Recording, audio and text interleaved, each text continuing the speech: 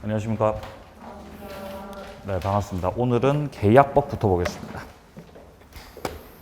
자, 페이지 329페이지입니다. 329페이지. 자, 이제 우리는 3편으로 왔습니다. 3편. 민법 3편이고 여기서 10문제 출제되죠. 10문제가 출제된다.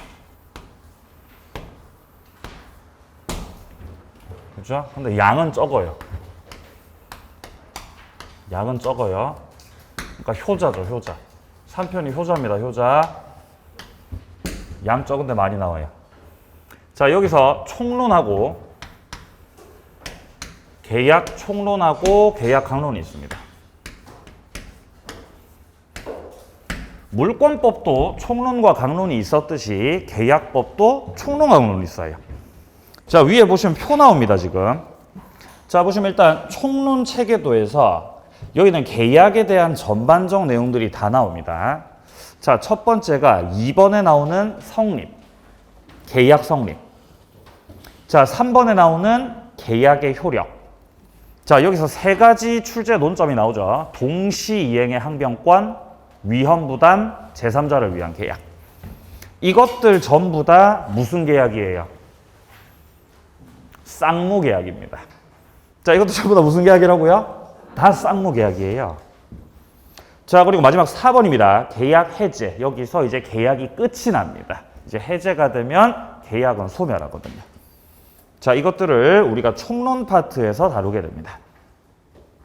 자, 그리고 밑에 강론 파트. 여기는 개별적 계약들을 보는 거죠. 매매하고 임대차 위주로 정리를 합니다. 자, 매매 파트에서는 계약금하고 그 다음에 담보 책임 문제.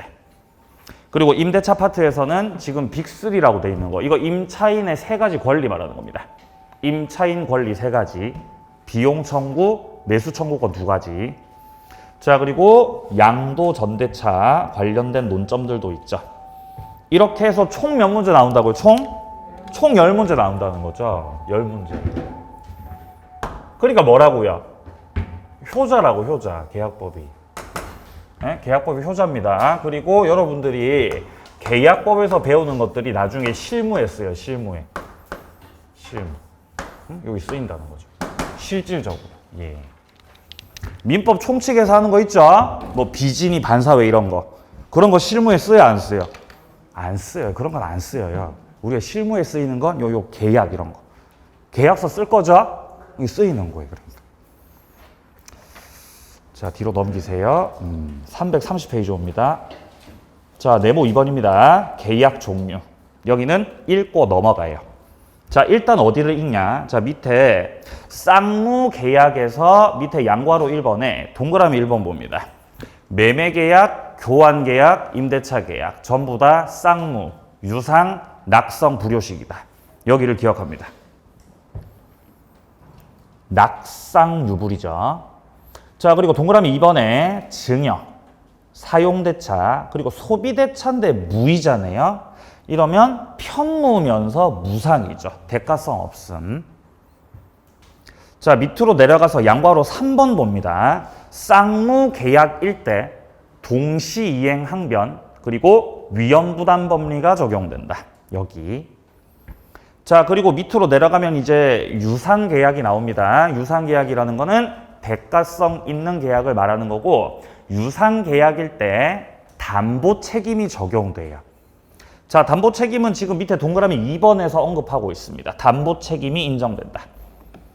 자, 그리고 양괄호 2번입니다. 쌍무 계약과 유상 계약의 관계가 나오지요. 그죠? 이 세상에 존재하는 모든 쌍무 계약은 전부 다 무슨 계약이죠? 유상이에요. 맞아요. 100%예요. 100%입니다. 100%. 자, 근데 반대로 유상이라고 해서 유상 계약이라고 해서 쌍무입니까? 아, 그건 아니지. 그건 아니지. 물론 대부분은 그렇지만 100%는 그렇지 않다는 거예요. 그래서 유상이라는 개념이 넓은 개념입니다. 유상이라는 넓은 개념이 있고 그 유상계약의 범주 안에 들어가는 게 쌍무계약이에요. 그래서 유상이 쌍무를 끌어안고 있기 때문에 쌍무는 100% 다 유상이다. 그러나 유상계약 속에는 쌍무뿐만 아니라 편무도 있어요. 많진 않은데 편무도 있기 때문에 유상이라고 해서 100% 쌍무냐라고 묻는다면 그거는 아니다. 유상계약에 속하면서 편무인 거 뭐가 있었어요? 뭐가 있었죠? 예, 현상광고예요. 정답입니다. 자, 현상광고가 있었습니다. 방금 누가 현상광고라고 답을 하셨어요? 저는 들었습니다. 현상광고. 자, 오른쪽 페이지. 낙성계약과 요물계약입니다. 자, 시험에 나오는 건 요물계약이죠. 당사자가 합의만 해가지고는 계약이 안 됩니다. 뭐만 해가지고는 안 된다고요? 합의만 해가지고는 계약이 안 돼요. 뭔가 현실적으로 뭔가를 갖다 줘야 됩니다. 급부가 있어야 성립한다. 네, 그런 걸 요물계약이라고 하고, 자, 요물계약에서 시험에 매년마다 한 문제씩 출제되는 게 바로 계약금 계약입니다. 조금 이따 볼 거예요. 아닌데 조금 이따가 아닌데 아마 다음 주에 만날 겁니다. 자, 계약금 계약은 아마 다음 주에 만나게 될 겁니다. 자, 계약금 계약은 아주 대표적인 요물 계약입니다. 요물. 이 요자가 뜻하는 게 뭐냐면 요한다는 뜻이에요. 요한다. 요구가 된다. 물건이 요구가 된다는 거죠. 물건이. 근데 물건에 한정되는 건 아니고 이 계약금 계약이 성립되려면은 당사자가 매수인이 물건 사러 왔어요. 저 물건 사러 왔는데요. 얼마에 파실 겁니까? 저 3억에 팔 건데요. 제가 살게요. 제가 살 테니까 딱 기다리세요. 제가 살 거니까 딱 기다리세요. 그럼 갑은 믿고 기다려. 갑은 못 믿어. 갑은 못 믿죠. 을이 안 살 수도 있죠. 그러니까 뭐 걸어놔요? 계약금 걸어 놓는 거예요. 딱 믿고 기다리세요. 계약금. 계약금 준다고 말만 해. 계약금 줘야 돼. 계약금 줘야 돼요. 계약금을 교부했을 때 비로소 계약금 계약이 만들어지는 겁니다. 요물계약이다. 자, 동그라미 2번에서 계약금 계약을 확인하고 3번에서 현상광고도 확인을 합니다. 종류였습니다. 자, 이제 내려가세요. 성립으로 내려갑니다. 계약 성립. 계약이 성립됐다는 건 계약이 존재하게 됐다는 거예요. 그러면 성립하기 전에는 계약이 있었어, 계약이 없었어? 계약이 없었어요. 근데 성립이 돼서 계약이 만들어진 거예요. 이 세상에 존재하는 모든 계약은 세 가지의 모습으로 성립해요. 3모습 성립. 100%입니다. 대한민국의 아니죠. 이 세상에 존재하는 모든 계약은 다음에 세 가지 모습으로 성립합니다. 이걸 벗어날 수 없어요.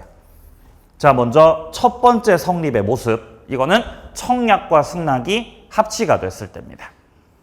이게 가장 전형적인 계약 성립의 모습이고, 자, 그리고 둘째입니다. 교차 청약.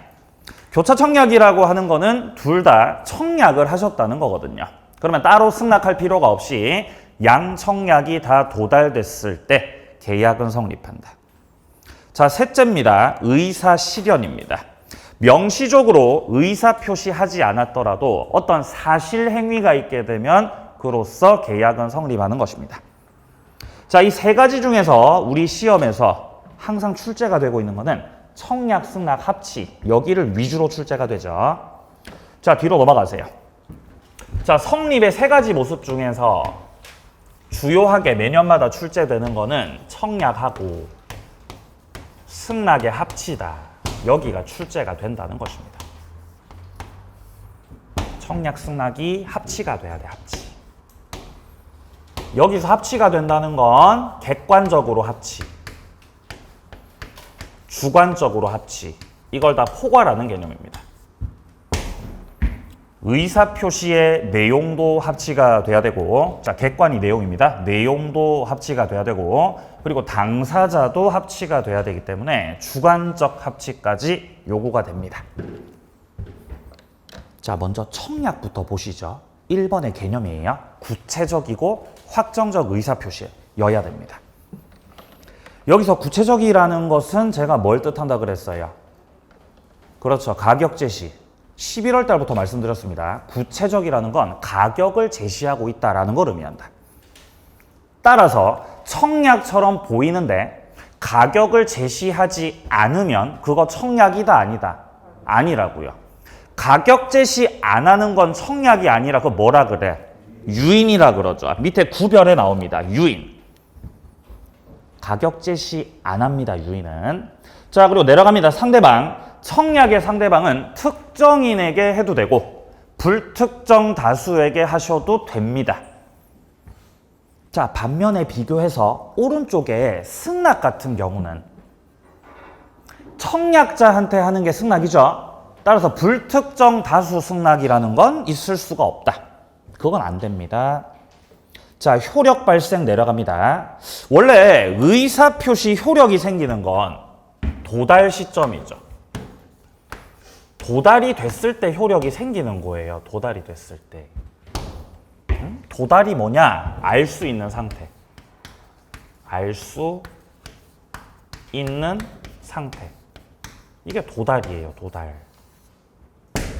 그죠? 그러니까 이게 배달이 됐다는 거지. 배달이. 쉬운 말로 배달이에요. 배달. 이렇게 도달이 돼야 뭐가 생긴다고요? 도달이 돼야 뭐가 생겨? 효력이 생겨. 효력이. 뭐의 효력이 생겨요? 의사표시 효력이. 의사표시 효력이 생기는 거예요. 그러니까 청약도 승낙도 전부 다 도달됐을 때, 도달이 되었을 때 효력이 생기는 겁니다. 청약도 승낙도. 그게 원칙이에요. 그게 원칙이에요.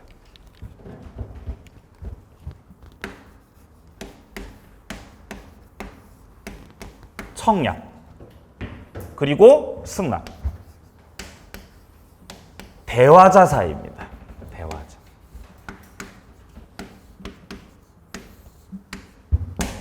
대화자는 무슨 사이예요? 대화하는 사이예요. 그죠? 그럼 보고 있어, 안 보고 있어, 지금? 보고 있을 수도 있고 안 보고 있을 수도 있죠. 왜냐면 전화 통화할 수도 있잖아요. 어쨌든 의사표시가 발송되고 그 의사표시가 도달되는 게 실시간일 때. 그게 대화자예요. 마주보고 있거나 아니면은 전화 통화하고 있거나. 자, 대화자 사이에서는 다 도달주의예요. 청약도 도달주의. 승낙도 도달주의입니다. 도달이 되었을 때 의사표시 효력이 생기는 것이에요. 자, 근데 대화자 말고 격지자. 격지자는 무슨 사이죠? 떨어져 있는 거죠. 그죠? 보고 싶지만 못 보는 거죠? 떨어져 있어요.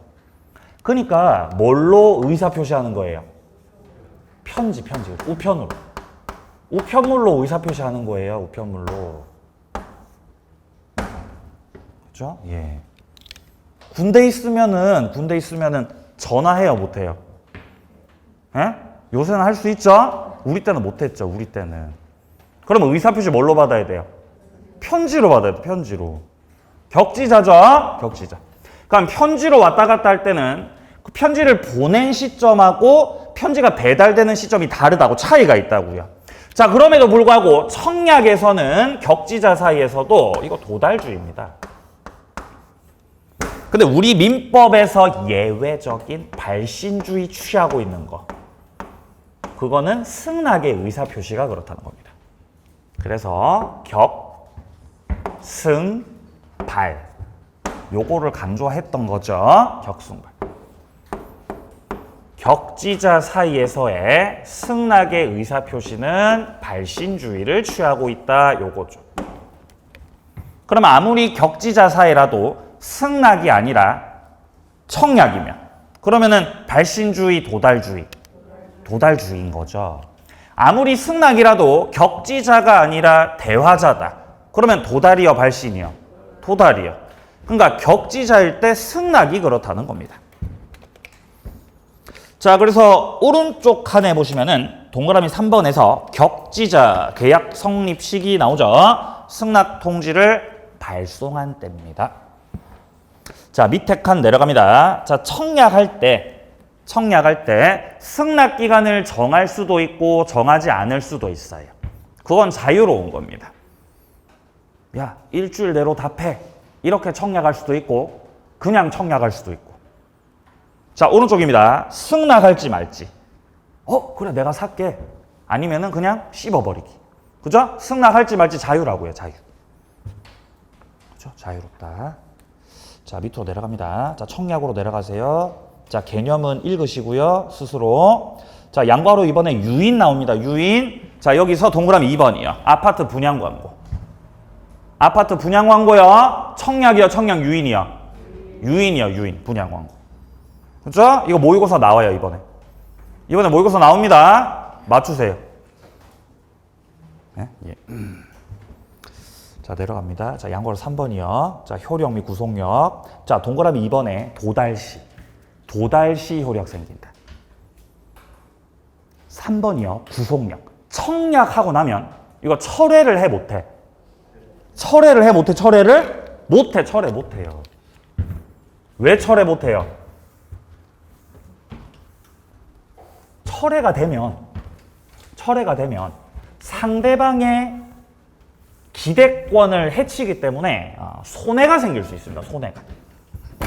자, 우리 시험에서 등장하는 당사자는 다 격지자들이기 때문에 자, 갑쪽에서 을한테 아유, 선생님 제가 그때 선생님 땅 사려고 하셨던 거 있죠? 땅 사려고 하셨던 거 그거 제가 이번에 5억에 팔게요, 선생님. 5억에 매도를 하겠습니다. 라고 갑이 청약을 했던 거지.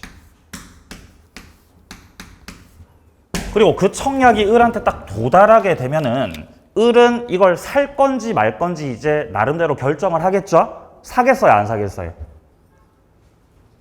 알 수 없죠. 알 수 없죠. 근데 계약이 되려면 사야 되겠죠. 사야 되겠죠.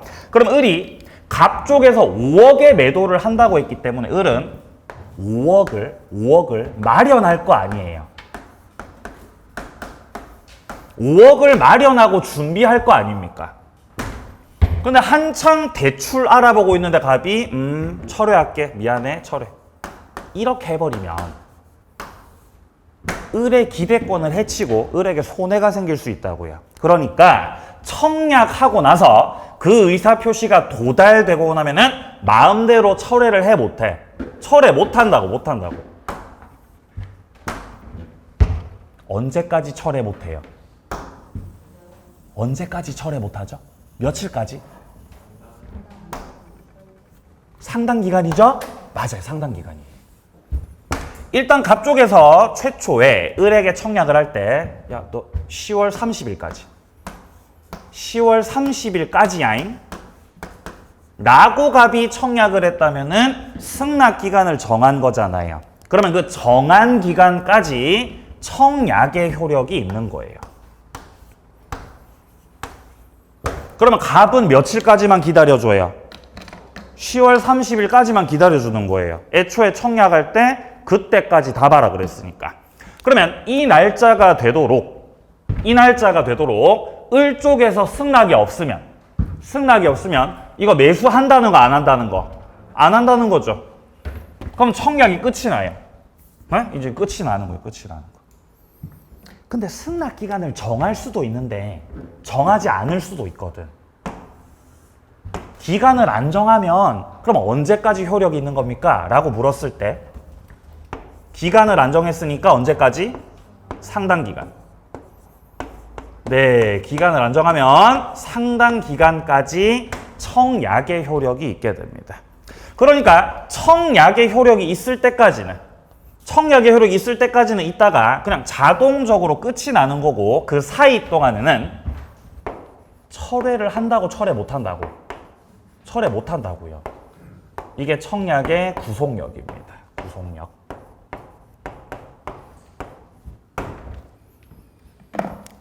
오른쪽 페이지 넘어가세요. 승낙입니다. 자, 일단 양괄호 1번에서는 청약자 쪽에서 승낙 기간을 정하셨네요. 그러면은 그 정한 기간 내로 승낙 통지 받지 못했을 때 효력을 잃게 되고, 자, 양괄호 2번은 승낙 기간을 정하지 않았죠. 그러면은 상당 기간입니다. 자, 내려갑니다. 3번. 연착된 승낙. 조건 붙이거나 변경을 가해서 승낙했다. 이러면 계약이 성립해요, 성립 안 해요? 성립 안 합니다, 이러면. 이렇게 되면 계약은 성립하지 않고 이것들은 새로운 청약이 되는 거죠. 자, 양괄호 4번 같은 경우는 승낙자가 승낙할지 말지는 자유롭다는 거죠. 자유. 밑에 지문에서 일정 기간 내로 회답하지 않으면 계약이 성립하는 걸로 간주하겠다. 이거 구속력 있어, 없어? 구속력 없어요. 그죠? 예. 나랑 결혼하자. 너 일주일 동안 답 안 하면 그냥 결혼하는 걸로 간주. 돼, 안 돼? 안 돼요. 결혼 안 됩니다. 예. 자, 내려가세요. 양괄호 6번이요. 사고 연착. 자, 사고 연착 같은 경우는 을 쪽에서 승낙을 했다. 자, 을 쪽에서 갑에게 승낙을 하셨다는 거죠. 자, 그리고 승낙 기간은 10월 30일까지. 자, 승낙 기간은 10월 30일까지였습니다. 자, 근데 여기서 만약에 을이요. 승낙을 발송했는데 승낙을 발송했던 게 10월 29일이었어요. 그래서 승낙이 10월 31일에 도착이 된 거예요. 자, 요 날짜로 승낙을 발송했고 31일자로 승낙이 도달되었고요. 그러면 승낙이 기간 내로 도착했어요, 연착됐어요? 연착된 거지. 이게 바로 연착된 승낙입니다.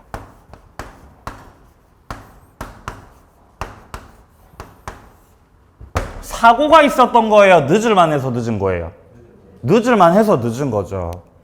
꼭 닥쳐야만 하는 사람들이 있거든요. 꼭 닥쳐야만 하는 사람들.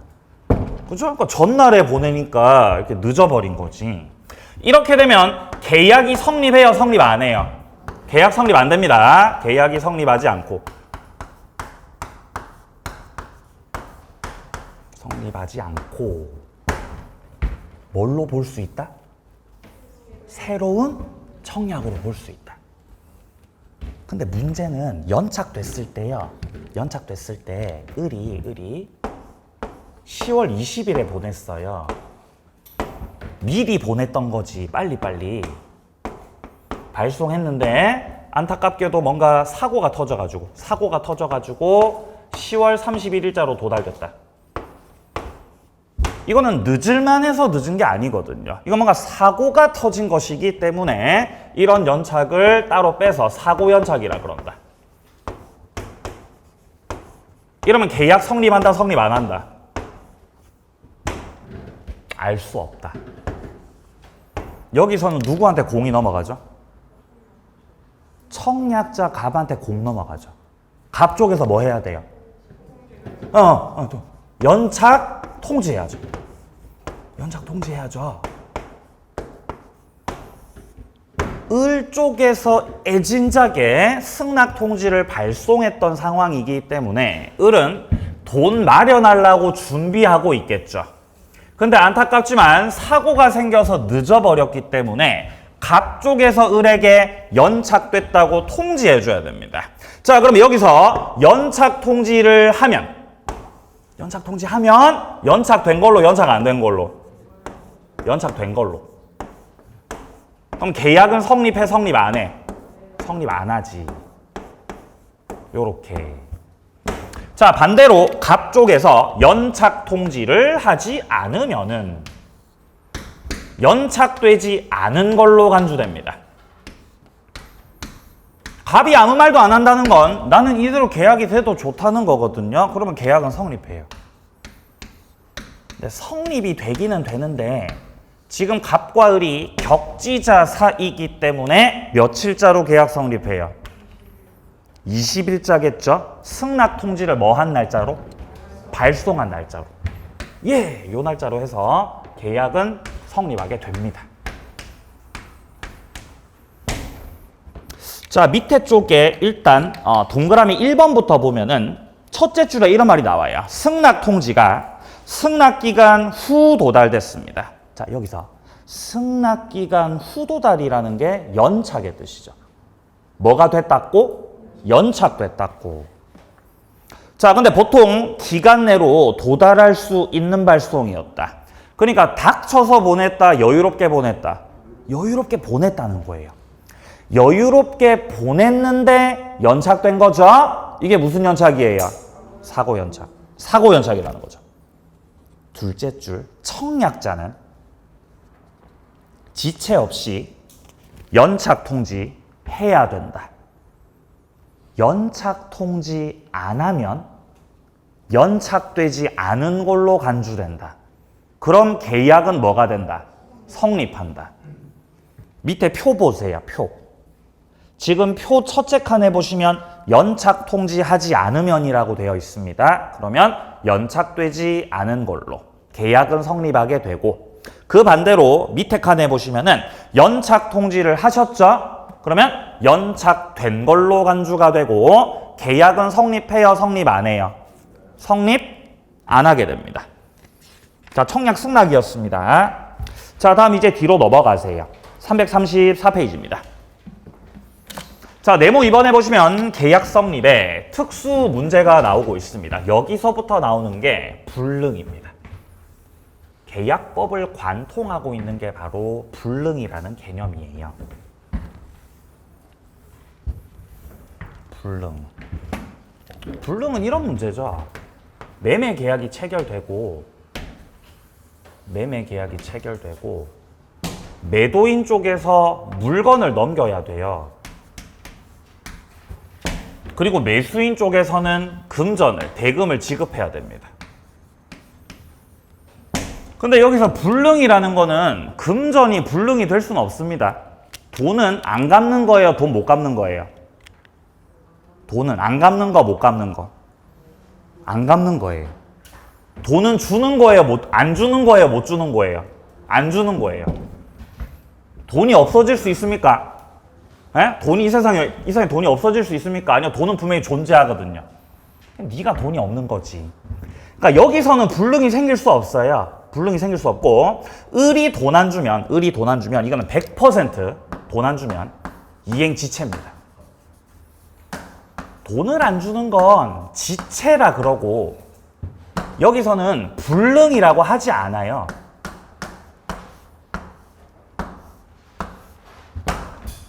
불능이 문제가 되는 건 물건이에요. 이거는 물건이 망가질 수 있잖아요.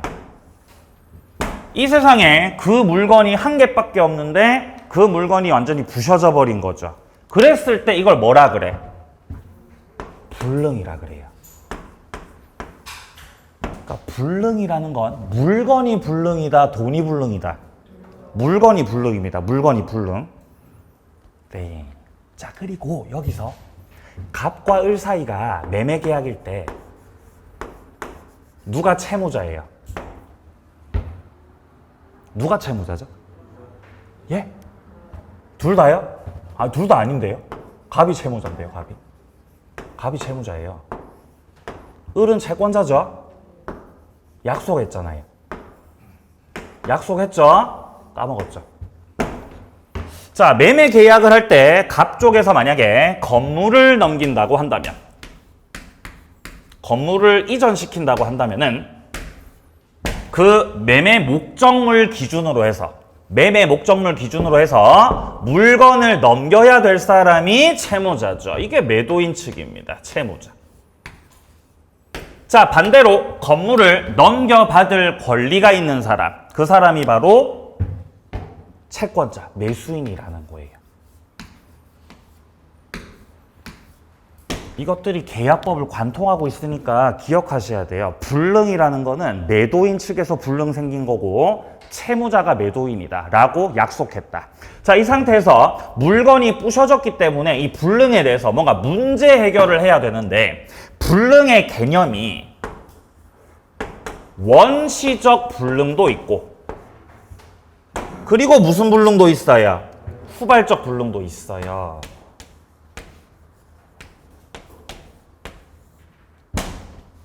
그리고 이제 원시적 불능에서 나오는 개념이 계약 체결상 과실책임 문제. 후발적 불능에서 나오는 개념이 조금 이따 할 거지만 위험부담,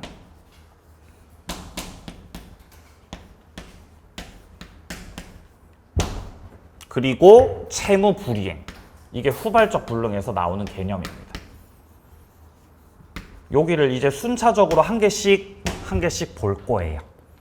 일단 첫 번째로 우리가 만나게 되는 불능은 지금 현재 1번에서 나오고 있는 계약 체결상 과실책임의 문제입니다.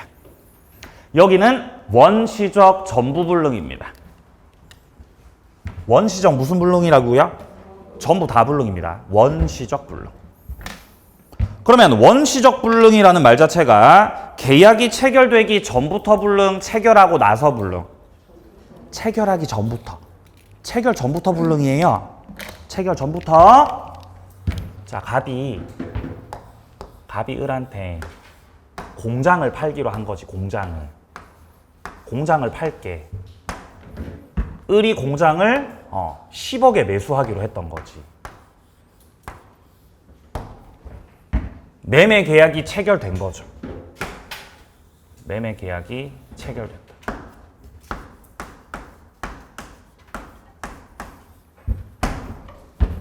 근데 체결하기 전부터 불능이었기 때문에 공장은 없었어요. 이게 바로 원시적 전부 불능입니다.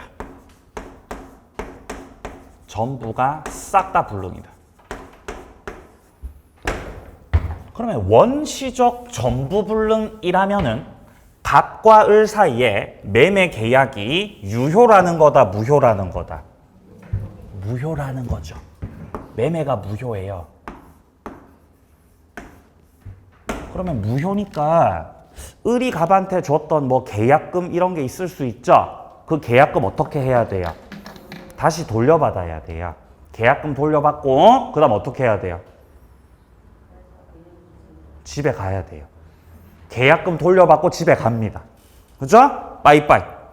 왜 집에 가요? 무효니까요. 선생님 공장 없어요? 네, 공장이 없네요. 아, 그래요? 그럼 계약금 다시 주세요. 알겠습니다. 계약금 받고 그다음 어디 가요? 집으로. 네? 다시는 보지 말자. 집으로 간다고요, 이제. 근데 문제는 뭐냐면은, 야, 원시적 불능 무효인데, 이 양반아, 나는 지금 10억을 마련하기 위해서 나 대출 받았단 말이야. 8억을. 어떡할 거야, 이거? 이대로 그냥 끝내기에는 을이 억울하다고요. 왜냐면 나는 8억을 대출 받았고 지금 이거 조기 상환하면 이 양반아 수수료가 얼마인데 지금? 수수료. 그리고 왜 빨리 말 안 했어? 이자도 붙었잖아. 교통비도 들었잖아. 교통비도. 그리고 내 혈압 올랐다. 혈압이 올랐던 거지. 정신적 고통. 이런 게 다 을이 입게 된 손해라는 거예요. 손해. 그러니까 이대로 끝내기에는 억울하기 때문에 을이 이런 손해에 대해서 뭐 하겠다는 거예요? 배상 청구하겠다는 겁니다. 손해배상 청구를 하겠다.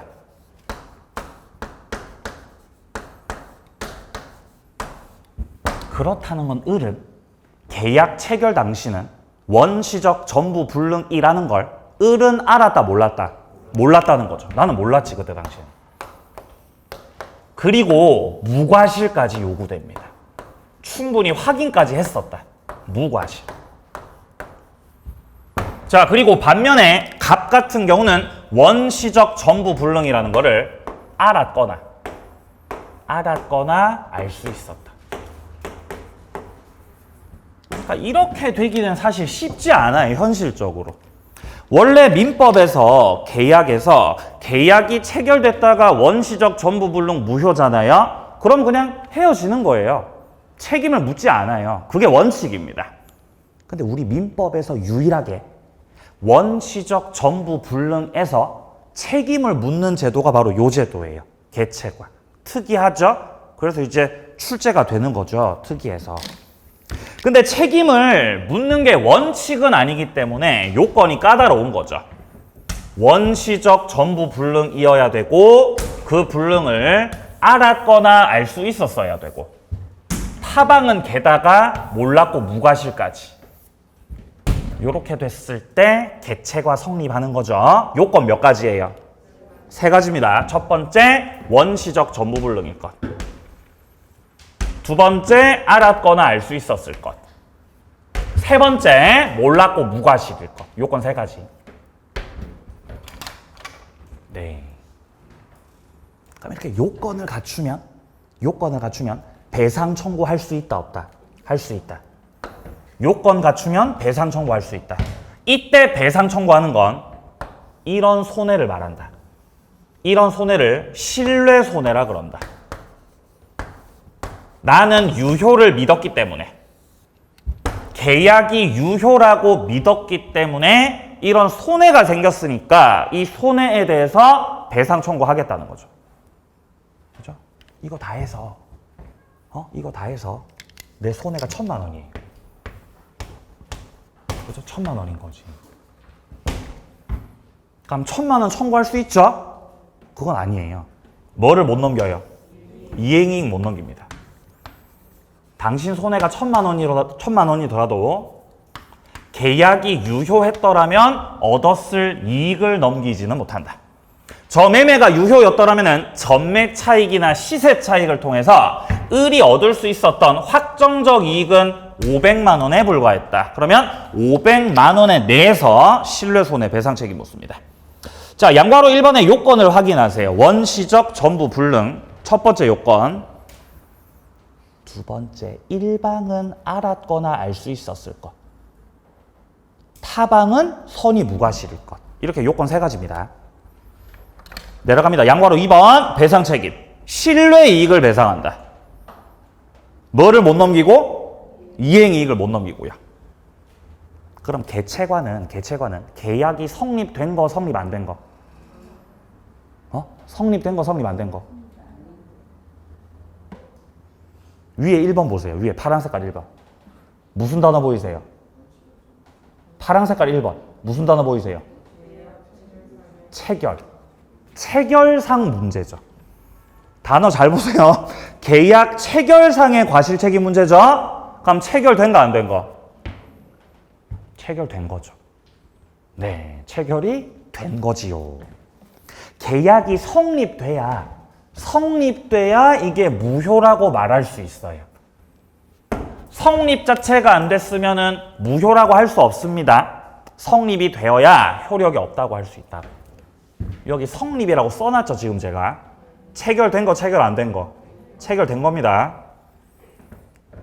아니, 선생님, 성립하고 체결하고 다르잖아요. 뭐가 달라요? 똑같아요. 성립, 체결 같은 말이에요. 또 뭐도 같은 말이에요? 합의가 되었다. 또 뭐도 같은 말이에요? 합치가 되었다. 또 뭐도 같은 말이에요? 이제 없어요. 이제 없습니다. 성립, 체결, 합의, 합치 다 같은 말. 계약이 만들어졌다는 뜻입니다. 내려가죠. 적용 문제. 자, 동그라미 1번 잡습니다. 개체과 535조가 적용되려면은 원시적 불능이면서 전부 불능이어야 됩니다. 원시적이면서 무슨 불능? 전부 불능. 그래야 개체과라고요. 개체과. 원전이에요. 원전이에요. 원시적 전부. 자, 내려갑니다. 동그라미 3번이요. 부동산 매매를 했는데 원시적 수량 부족입니다. 수량 부족의 문제에서는 원시적이지만 일부 불능이라는 거거든요. 그러면 개체과 적용돼, 안 돼? 안 되지요. 자, 지금 동그라미 3번에서 말하고 있는 거는 원시적 불능은 맞지만, 네, 원시적 불능은 맞지만 원시적 일부 불능이에요. 원시적 일부 불능. 자, 그리고 동그라미 4번 같은 경우는 교섭 중 부당 파기. 교섭 중 부당 파기. 교섭 단계에서 파기됐다는 건 계약이 성립했다는 거다, 성립 안 했다는 거다. 성립 안 했다는 거다. 계약이 성립되기 전에 파기됐다는 거다. 따라서 이 두 가지의 경우에는 계약 체결상 과실책임 문제 535조가 적용이 돼, 적용이 안 돼? 적용 안 돼요. 동그라미 3번은 왜 적용 안 되는 거죠? 동그라미 3번은 일부 불능이라서 적용이 안 되는 거예요. 그럼 동그라미 4번은 왜 적용 안 되는 거죠? 계약 체결 전이라서. 맞아요. 한 번 더. 동그라미 3번은 왜 535조가 적용 안 돼 버리는 거죠? 일부 불능이라서. 3번은 일부 불능이거든. 그래서 535조 적용 안 되고, 4번 같은 경우는 교섭 중 부당 파기의 문제는 계약이 아예 성립조차 되지 않은 경우라서 적용 안 돼요. 적용 안 됩니다. 동그라미 4번 보세요. 당사자가 교섭 중 부당 파기했습니다. 밑에 줄 봅니다. 계약 체결상 과실 책임의 문제는 적용될 수 없습니다. 다만 무슨 책임을 인정한다? 불법을 인정한다는 거예요. 개체과를 적용시킬 수가 없기 때문에 불법을 적용시켜서 배상 책임을 인정하고 있는 제도입니다. 교섭 중 부당 파기. 네, 나올 가능성은 뭐 그렇게 높진 않습니다. 예, 뭐 책에는 빈출이라고 되어 있는데 과연 빈출일까요? 그렇지 않습니다. 자, 오른쪽 페이지 넘어가 보세요. 자, 파란색 이번에 지금 교섭 중 부당 파기 문제가 나오고 있습니다. 알아야 될 것만 설명하고 넘어갑니다. 교섭 중 부당 파기.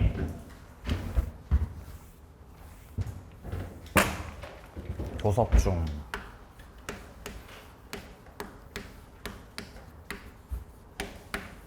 부당 파기.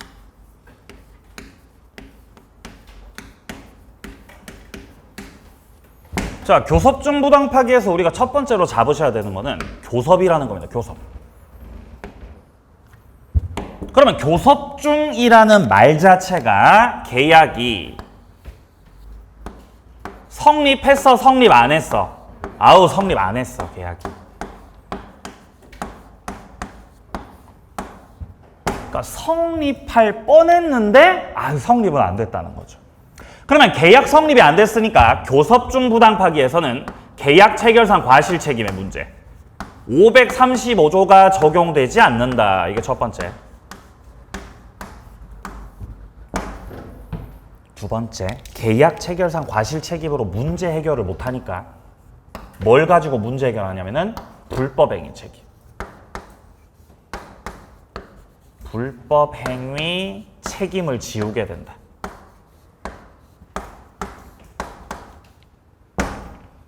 자, 세 번째. 불법 행위 책임을 원인으로 해서 결국에는 신뢰 손해배상 책임을 묻는다. 이게 특이한 점이에요. 신뢰 손해는 개체과에서 나오는 거 아닌가요? 여기서도 나와요. 교섭 중 부당 파기. 여기서 말하는 손해는 계약이 체결되기 전에 착수 비용이나 뭔가를 준비했던 비용들 이거 하고 정신적 고통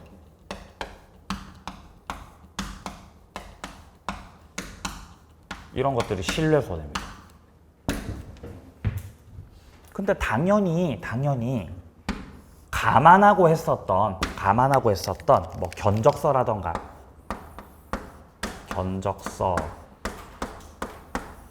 제안서 이런 것들은 포함이 안 돼요. 그렇다는 거죠. 어떤 기업에서 야, 우리가 지금 건물이 이렇게 있는데 건물이 이렇게 있는데, 야, 우리 기업을 대표하는 뭔가 조형물을 만들어야 돼. 조형물을 멋있게 세워놔야죠. 그죠? 우리 기업을 대표하는 조형물은 두꺼비예요. 두꺼비가 우리 기업을 대표하는 모델이에요. 마스코트입니다. 그럼 두꺼비 조형물을 만들어야 되겠죠? 만들어야죠. 그죠? 전문가들이 있겠죠? 전문가들이. 그래서 이 기업에서 자, 두꺼비 잘 만들어 주실 분을 모집합니다. 잘만 만들어 주시면은 저희가 얼마 주죠? 한 1억 드릴게요. 1억. 그래? 조형물 맨날 껄핏하면 1억이잖아. 조형물. 그죠? 1억. 자, 그래서 뭐 여러 사람들이 제가 두꺼비 만들어 보겠습니다. 제가 더 잘 만듭니다. 사람들이 많을 거 아니에요. 그렇죠? 그럼 다 이렇게 내죠. 이렇게 제안서를 갖다 내는 거죠. 제안서를. 그죠? 두꺼비 이렇게 만들어 볼게요. 이렇게 제안서 갖다 내는 거죠. 그러면 이 사람들이 제안서를 갖다 낼 때는 내 제안이 채택될 수도 있고 채택되지 않을 수도 있죠? 맞잖아요. 그런 거는 손해야, 손해 아니야? 그건 아니라고. 다만 기업에서 교수님 안녕하세요. 제안서 잘 봤어요. 아주 마음에 드는데요? 괜찮으니까 시작하세요. 자, 교수님 시작하세요. 시작하라 그랬어요. 작업을 시작하라 그랬다고. 근데 계약은 성립됐어, 안 됐어? 계약은 안 됐거든요. 근데 시작하라 그랬죠. 시작하라고. 그럼 이분은 이제 두꺼비 조형물 만들려고 착수했겠죠. 근데 갑자기 죄송하지만 계획이 무산됐습니다. 두꺼비 안 만드셔도 됩니다. 이렇게 되면은 부당 파기돼 버리는 거예요.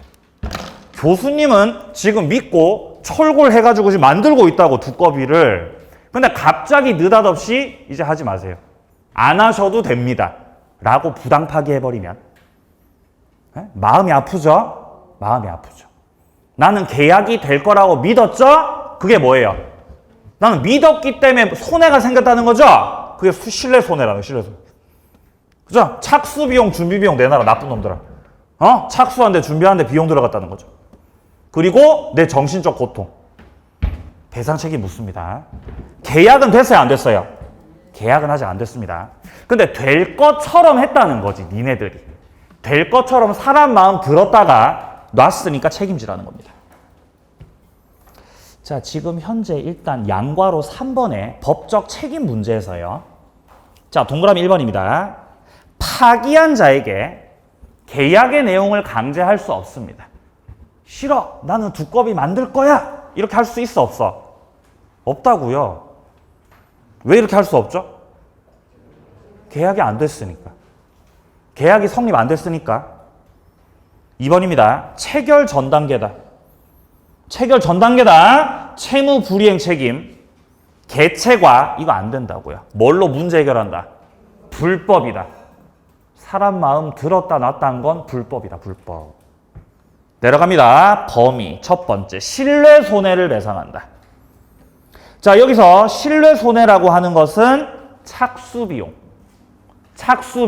준비비용 그런 것들입니다. 네. 자, 그래서 동그라미 2번에 계약의 성립을 기대하고 이행을 위해서 지출했죠? 이행을 위해서. 그럼 두꺼비 만들려고 뭐 사왔어요? 철근을 사온 거지, 철근을. 그죠? 그래, 이렇게 뼈대가 만들어질 거 아니에요. 안 만들어 보셨어요? 좀 만들고 그러세요, 좀. 자, 동그라미 3번, 정신적 손해. 그것도 이제 청구할 수 있어요. 그죠? 내 자존심에 금 간 거죠. 정신적 손해. 자, 뒷페이지. 근데 뭐는 안 돼? 뭐는 신뢰 손해 아니야? 견적서. 그건 아니야. 견적서 제안서. 그건 아니지. 그거는 될 수도 있고 안 될 수 있으니까 이 정도는 감안하고 보냈던 거죠. 야, 이거는 손해 아니야. 이 배상 책임 하지 마, 이거는. 자, 효력부터는 좀 쉬었다가